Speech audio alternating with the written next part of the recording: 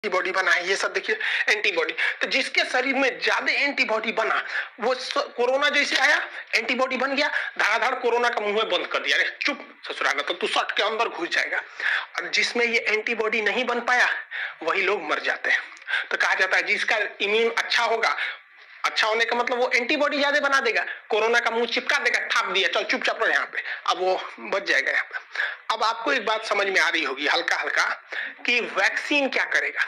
Vaccine कुछ नहीं करेगा, बल्कि वैक्सीन इसी एंटीबॉडी को बनाएगा ताकि यह एंटीबॉडी कोरोना के स्पाइक प्रोटीन पर जाके सट जाए और उसका मुंह बंद कर दे। अगर मुंह बंद हो गया तो कोरोना हमारे शरीर के रिसेप्टर से टच होके अंदर नहीं जा पाएगा, वो ऐसे ही ऊपर घूमते घूमते अपने से मर जाएगा। तो वैक्सीन का यही मेन काम हो गया कि वैक्सीन जैसे हमारे शरीर में लग जाता है तो इतना ज्यादा हमारे शरीर में एंटीबॉडी बन जाता है कि ये एंटीबॉडी कोरोना को चारों ओर से घेर लेता है, कहता है कि आओ आओ सट जाओ हमारे में, तो चारों ओर से ये एंटीबॉडी सट जाता है। जब एंटीबॉडी सट जाएगा तो कोरोना के जितने स्पाइक प्रोटीन है उसका मुंह बंद हो जाएगा, हमारे शरीर में एंट्री नहीं मार पाएगा, दूसरा कोई काम नहीं है। जैसे देखिए ये एक ह्यूमन सेल है, अब इसमें क्या है, कोरोना वायरस का स्पाइक प्रोटीन फंस गया है, लेकिन जब उसमें न्यूट्रलाइज किया गया एंटीबॉडी देकर तो ये एंटीबॉडी जाके इससे सट गया, ये एंटीबॉडी सट गया, अब ये इससे डायरेक्ट टच में नहीं आ सकता है, तो हमें कोरोना नहीं होगा। यही काम होता है हमारे वैक्सीन का। अभी हमें वैक्सीन लगा दिया जाता है तो यह वैक्सीन एंटीबॉडी का निर्माण बहुत जोर से करने लगती है और हमारे शरीर में खूब ज्यादा एंटीबॉडी हो जाता है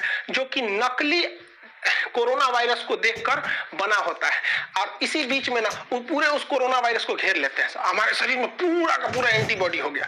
और जब कभी भी ओरिजिनल कोरोना आता है तो हमारे एंटीबॉडी घेर लेते हैं कोरोना का, चाचा आ गए, चाचा आ गए, चाचा को घेर लो, चाचा को घेर लो, पूरा घेर लेते हैं चाचा को, चाचा का थूथूर चिपका देता है, चुपचाप सट गया यहाँ पे, तो सटा लेते हैं सब। अब कोरोना तो कुछ कर नहीं पाएगा क्योंकि वो डायरेक्ट सेल मेम्ब्रेन में नहीं घुस सकता है, क्योंकि सेल मेम्ब्रेन सेमी परमेबल होता है। बायोलॉजी के बैच में पढ़ा दिए थे, सेमी परमेबल का मतलब होता है अर्धपारगम, मतलब किसी खास चीज को जाने देगा और कुछ खास चीज को ही आने देगा, उस खास चीज में कोरोना शामिल नहीं है। इसलिए कोरोना जब भी जाएगा तो रिसेप्टर से जाएगा और ये एंटीबॉडी जाके कोरोना के स्पाइक प्रोटीन का मुंह चिपका दिया, रिसेप्टर से सटेगा नहीं। यही एक सिंपल फंडा होता है वैक्सीन का। ये वैक्सीन यही काम करते हैं सब। अब दुनिया के कई तरह के वैक्सीन है, इसमें फाइजर जो है वैक्सीन, इस ससुरा अमेरिका का है, इसको -70 डिग्री पे रखना है, ये भारत में पॉसिबल ही नहीं है, हालांकि इसके साइड इफेक्ट ज्यादा देखे गए।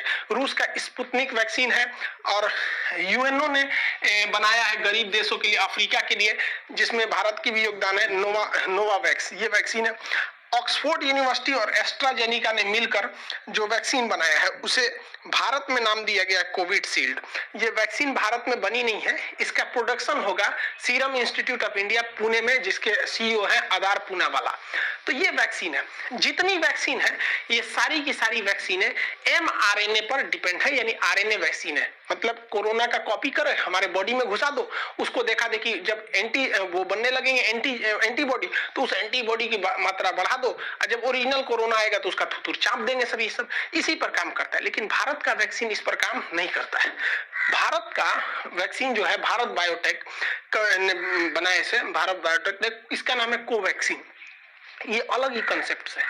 कोवैक्सीन में क्या किया गया है कि कोरोना वायरस को ही कमजोर करके उसको थूर कूच के हमारे शरीर में भर दिया गया है। अब बताओ उसे थोड़ा थुरा कूचा गया है, इसका जेनेटिक मटेरियल को खूब अच्छा से कूच काच दीजिए और कूच काच के हमारे शरीर में भर दीजिए, और शरीर में जैसे भरेंगे तो जाएगा अंदर, न्यूक्लियस से कहेगा हमारा फोटोकॉपी बनाओ, ये बेचारा अपने कूचा गया है, एक फोटोकॉपियों निकलेगा तो कूचाइले निकलेगा, तो हमारे शरीर के एंटीबॉडी आके छाप लेगा सब, इसको कहेगा मारो मारो मारो मारो मारो। अब भाई हमारे एंटीबॉडी इस कमजोर कोरोना को खूब अच्छा से मार देगा। यही वजह है कि शुरुआत में जो वैक्सीन लिया जा रहा है ना, तो कुछ कुछ लोगों को हल्का फीवर आ जा रहा है, क्योंकि वो तो ओरिजिनल लड़ाई चालू है, लेकिन वैक्सीन के थ्रू बहुत ही कमजोर वायरस डाल दिया है भारत, हूबहू ओरिजिनल वायरस, लेकिन वो इतना कमजोर है कि वो उसका बच्चा भी कमजोर पैदा हो रहा है, तो हमारे शरीर का एंटीबॉडी उससे खेल खेल के सीख ले रहा है, और इसी बीच जब ओरिजिनल वायरस आ रहा है तो उसको भी मार के कूच दे रहे हैं। जा ससुरा, भारत वाला शुरू से जुगाड़ पर डिपेंड है। हमें बहुत सारे वैक्सीन है, जिसमें एक जितने वैक्सीन वैक्सीन है, ये आरएनए वैक्सीन है सब, जबकि भारत का जो वैक्सीन है भारत बायोटेक द्वारा, ये तो ओरिजिनल वायरस का ही वैक्सीन है। अब इसमें से सबसे अच्छा कौन है? तो देखिए सारे वैक्सीन अच्छे हैं, डिपेंड करता है किसको कहां के ट्रायल पर किया गया है, किसी को अमेरिका में, किसी को इंडिया में, सारे के सारे वैक्सीन एक जैसे हैं, कोई खराब नहीं है। जैसे हम आपसे कहते हैं कि कौन सा साबुन नहाने के लिए अच्छा है, तो भैया आप लाइफ बॉय से नहाओ, चाहे डिटॉल से नहाओ, चाहे पियर से नहाओ, कोई फर्क नहीं पड़ता है, नहा के आप वैसे ही निकलेंगे। जैसे हमारे जैसे आप घड़ी साबुन से नहा लीजिए, कोई फर्क नहीं पड़ता। अब जैसे हम लोग हैं, भैंस जैसे हम लोग का चमड़ा है, तो उस पर लक्स वगैरह सुनता ही नहीं है, तो घड़ी साबुन ये सब से नहा लीजिए, कोई फर्क नहीं पड़ता, सब एक जैसा है, कोई दिक्कत नहीं आएगा। वैक्सीन जो है वो 60 से 90% तक ही वो कारगर है। लेकिन फायदा क्या होगा? ऐसा नहीं है कि जिसे वैक्सीन लग गया उसे कोरोना नहीं होगा, होगा, उसको भी हो सकता है, बहुत कम चांस है। और अगर होगा भी ना तो वो घर पे ही ठीक हो जाएगा, मरेगा नहीं वो। सबसे बड़ा फायदा यही है वैक्सीन का, उसे दोबारा कोरोना हो जाएगा बट मरेगा नहीं। तो इससे अच्छा क्या चाहिए? बीमारी हो जाए, खांसी सर्दी हो के ठीक हो जाए, मरिए जा रहा है सोचो, इसमें ना दिक्कत हो जाता है, डेथ नहीं होगा। कोरोना वैक्सीन की 2 डोजेज लगाई जाएंगी, एक डोज से दूसरे डोज के बीच में 28 से 42 दिन का गैप रखा जाएगा। एक डोज मान के चलिए आप 1 तारीख को ले लिए, तो फिर 28 से 40 दिन के बीच में कभी भी एक डोज ले लीजिए, ताकि आपके बॉडी में 2 बार कोरोना वायरस को इंजेक्ट कराया जा सके वैक्सीन के माध्यम से, जिससे कि आपकी एंटीबॉडी रेडी हो सके, लड़ने के लिए तैयार रह सके। अब देखिए एक रिसर्च करना ये है कि ऐसा माना जा रहा है कि अगर किसी व्यक्ति को पहला डोज अगर फाइजर का लगा दिया जाए और दूसरा डोज कोविशील्ड का लगा दिया जाए तो ये ज्यादा असरदार होगा।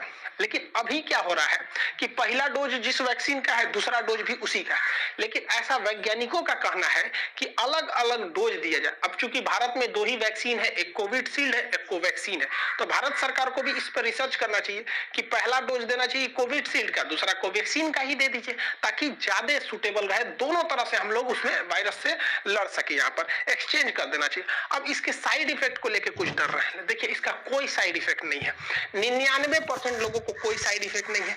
कुछ लोगों को हो रहा है हल्का बुखार, तो आपको बता ही दिए, क्योंकि जैसे वैक्सीन जाएगा मारधाड़ चालू होगा, हल्का बुखार होगा, पैरासीटामोल खा लीजिए, नॉर्मल 1 रुपया का कम बिफलान या फिर कैल्पोल वगैरह कुछ भी खा लीजिए, नॉर्मल सही हो जाएंगे। यहाँ पर इससे ज्यादा कुछ नहीं होगा। थोड़ा बहुत आपको, कुछ लोग को सर दर्द की शिकायत मिली गई है, करोड़ों में 1-2 ठो। अरे यार, तो जो सर दर्द और बुखार नहीं झेल सकता है ससुरा, तो नहीं तो जी कह रहा है ससुरा, ओकरा से डर रहा है। यहाँ पे कोरोना से नहीं डर रहा है, डर रहा है कि वैक्सीन लगाएंगे तो बुखार हो। अब कुछ लोग का इसी में अफवाह उड़ा दिया कि वैक्सीन लगाने से मर जाएगा। भाई देखो, किसी को कोरोना वायरस हो गया है, अब वो आज ही इन्फेक्टेड हुआ है, तो उसको लक्षण तो आज नहीं दिखेगा, और आज ही अगर जाके वो वैक्सीन लगा ले और 1 हफ्ता बाद, वैक्सीन तुरंत तो काम नहीं करेगा 1 ही डोज पे, और 1 हफ्ता बाद वो कोरोना से मर जाएगा, तो लोग उसे ये नहीं कहेंगे कि कोरोना से मरा है, लोग अफवाह उड़ा देंगे सोच रहा कि वो वैक्सीने से मरा है। ऐसा कोई नहीं है। 1-2 साक्ष्य है, तो आप बताओ ना, 8 करोड़ लोग को वैक्सीन लगा है, उसमें 50-60 लोग की डेथ हो गई, तो इससे ज्यादा खतरा तो हम लोग को सड़क पे चलने पे रहता है, वहां एक्सीडेंट की संभावना ज्यादा है। तो वैक्सीन से कोई खतरा नहीं। आप अपने उम्र के दायरे में आइए, वैक्सीन लगाइए। अप्रैल के महीने में जिनका उम्र 45 से ऊपर है उन्हें ही लग रहा है, लेकिन मोदी जी ने इजराइल को मॉडल को देखते हुए, हम एक पिछले वीडियो में बताया था ब्रिटेन का मॉडल और इजराइल का मॉडल में, मतलब ब्रिटेन में भी वैक्सीनेशन से ही जीता था। तो इजराइल ने क्या किया, अपने पूरे पॉपुलेशन को, केवल बच्चों को छोड़ के सबको वैक्सीन लगा दिया, और वो भारत दुनिया का पहला देश हो गया जो कोरोना मुक्त हो गया है। तो इसी को देखते हुए 1 मई से जिनकी उम्र 18 साल से ज्यादा है वो सब कोरोना की वैक्सीन लगा सकते हैं। हाथ जोड़ते हैं भैया, सब लोग लगवा लो, क्योंकि ये जो नया वैक्सीन वायरस आया, ये नए युवाओं को ज्यादा इफेक्ट कर रहा है। अफवाहों पे मत जाइएगा। कुछ लोग का अफवाह ये है कि सरकार ना क्या कर रही है, गरीबों को मारने के लिए वैक्सीन दे रही है। अरे यार, तो कौन नशा करके रहता है, सभी सब है नहीं। एक हमसे कह रहा है कि सरकार ये वैक्सीन लगाएंगे तो हमारा किडनी खराब हो जाएगा, कोई कह रहा है नपुंसक हो जाएंगे, कोनो कह रहा है 2 साल बाद मर जाएंगे। अरे यार, ऐसे लोग को पता नहीं कैसे सरकार झेलती है। ऐसे लोग को, सचरों को जेल में डाल देना चाहिए अफवाह फैलाने वालों को। कोई भी वैक्सीन से कोई दिक्कत नहीं होता है। मेरे पापा जो वैक्सीन लगाए, उनको शुगर है, उन्हें कोई प्रॉब्लम नहीं हुआ।